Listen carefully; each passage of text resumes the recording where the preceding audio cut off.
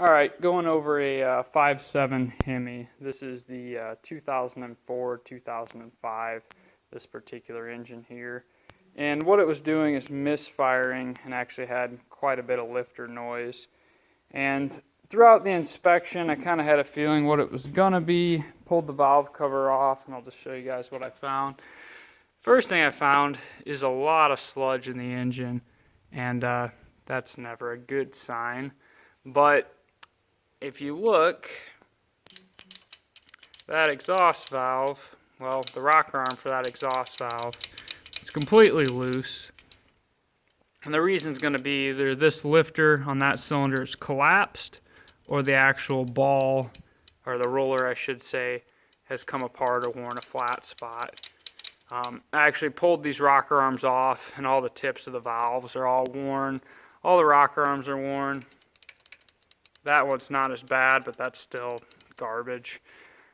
So, long story short, seeing the damage of this engine, it made no sense, in my opinion, to try to repair it.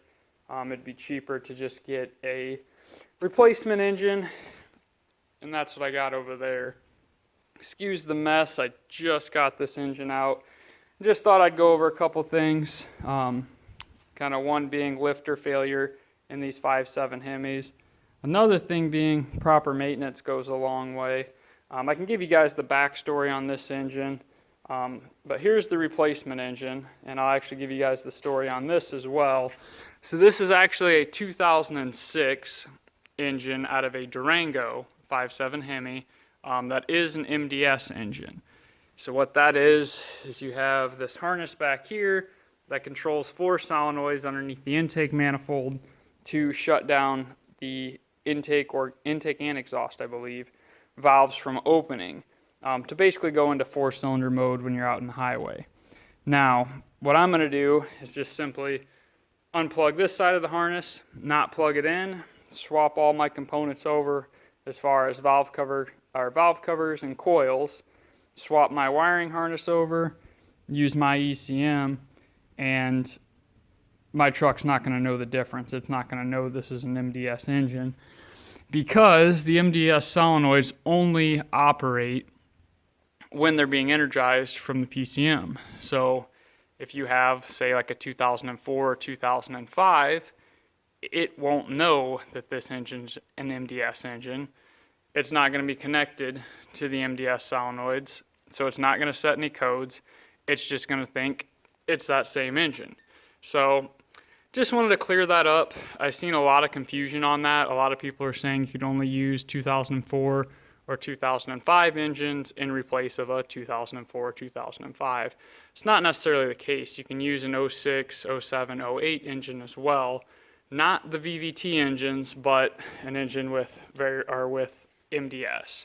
So just simply don't plug in the MDS. Use your wiring harness, your valve covers, your coils.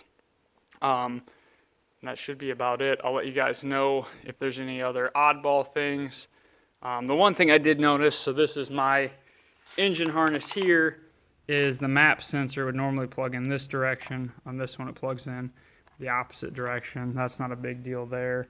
But you can see even my spider tray from my spark plug wires snap right into this Durango, 06 Durango intake manifold. So just want to clear some stuff up. The other kind of backstory on this engine is this is actually an LKQ engine, believe it or not. We went and pulled last Saturday. It was 32 degrees with quite a bit of snow on it.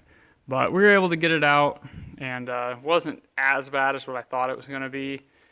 And basically before we even pulled it, I pulled the valve covers off, and this engine looks absolutely great inside.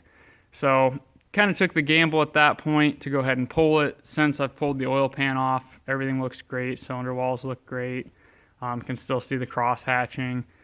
Rattled all the rods, make sure there's no loose bearings. Didn't properly inspect, but just make sure there's no crazy damage. Didn't see anything. Looked up in the cam tunnel. As far as I can tell, none of the cam lobes look worn.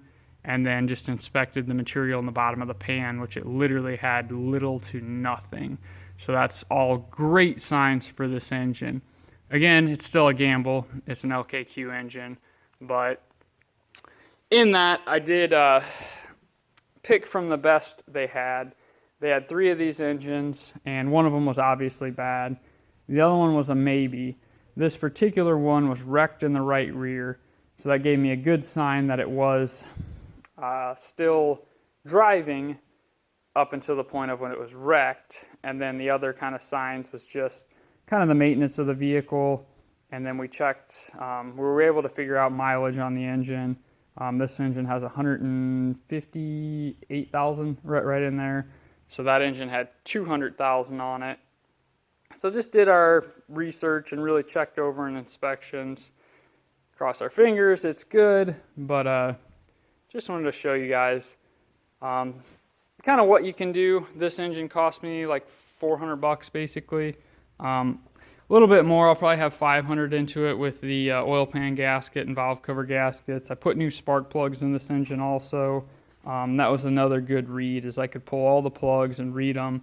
Yep, all the cylinders were firing just fine. They all looked even. None of the plugs looked like they were worse than the others. I did have a couple broken exhaust manifold bolts, but those were pretty simple to get out. If you do run into that on a 5.7 Hemi, go ahead and pull off your manifold, and it'll normally be these back 2 bolts that break. 9 times out of 10, you can just take vice grips on those bolts, because the stud will still be there, and just work it back and forth with the vice grips. Like I said, 9 times out of 10, those come out that way. I've honestly never had one not come out that way. Some are a little tougher, but this one had 4 broken bolts. Got them all fixed, no problem. Years ago, that one had 4 broken bolts. Same deal, got them out, no problem. And I've done a few others, but yeah, just giving you guys some information. This is my personal truck, so I'm a little cheap. It's a beater, so I'm trying to stay as budget friendly as I can with this thing. Went with the LKQ engine because a replacement, just a used local junkyard engine that's already pulled, is like $1,400. So saved $900 to $1,000 pulling it out at LKQ. It's definitely a gamble, but it's a cheap truck, and I'm just trying to stay budget friendly. So hopefully that's some good information for you guys. Like I said, if you notice misfires that you can't figure out, combated with some top end rattle, most likely got either a broken valve spring on these or a lifter that's failed. In a later video, I'm going to break this engine down and kind of do a full inspection on it and show you guys how terrible it really is. And we'll go from there. And I'll also probably do another video just showing you how clean this engine is inside. It's really impressive. But again, it's not going to be 100% certain that we got a good one till we get it in there, but I've got a good feeling. I got my fingers crossed. So hopefully this helps some people. And again, excuse the mess. This was a project that just popped up in the last 5 days, so kind of all hands on deck to get this thing knocked out quickly. Tonight and last night I was working by myself, but I was able to get it pulled out by myself just in about probably about 4 hours doing it myself. I worked on it about 2 hours last night and about 2.5 hours tonight. But I'm gonna get this place cleaned up, and that'll be it for tonight. Don't forget to like and subscribe. Thanks.